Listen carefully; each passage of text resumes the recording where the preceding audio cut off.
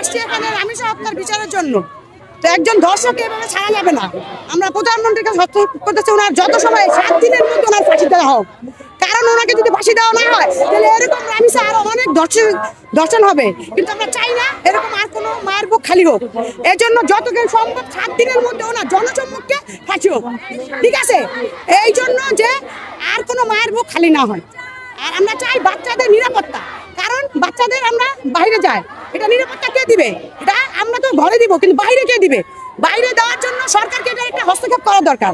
রামিসা তো ঘরের পাশে শেষ হয়েছিল, তাও তো নিরাপত্তা দিতে পারেনি। দিতে পারে না, এটা আমাদের ব্যর্থতা, আশেপাশের প্রতিবেশীদের ব্যর্থতা, ঠিক আছে? এই জন্য আমাদের নিজেদের গার্জেনেরও কিছু কিছু ব্যর্থতা আছে, ঠিক আছে?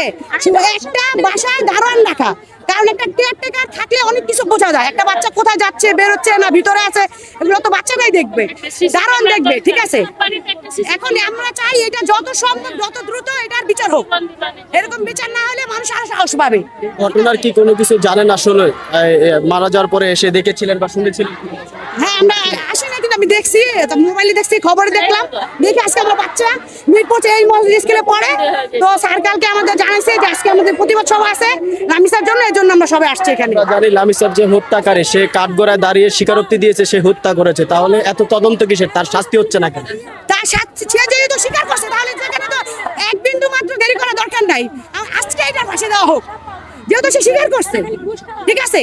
এরকম করে তো কতই বিচার হলো না, কিন্তু পরে গিয়ে গিয়ে মানুষ যেগুলো কি করে সাহস পায়, যে কারণ বিচার হয় না, কদিন পর জামিন নিয়ে এসে বেড়ে আসবো, আবার আরেকটা হত্যাকাণ্ড এরকম জানাইতে পারে।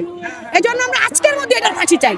আমরা তারেক রহমানের কাছে অনুরোধ করবো, উনি এটা যত দ্রুত সম্ভব এটা ফাঁসি কার্যকর করুক উনি।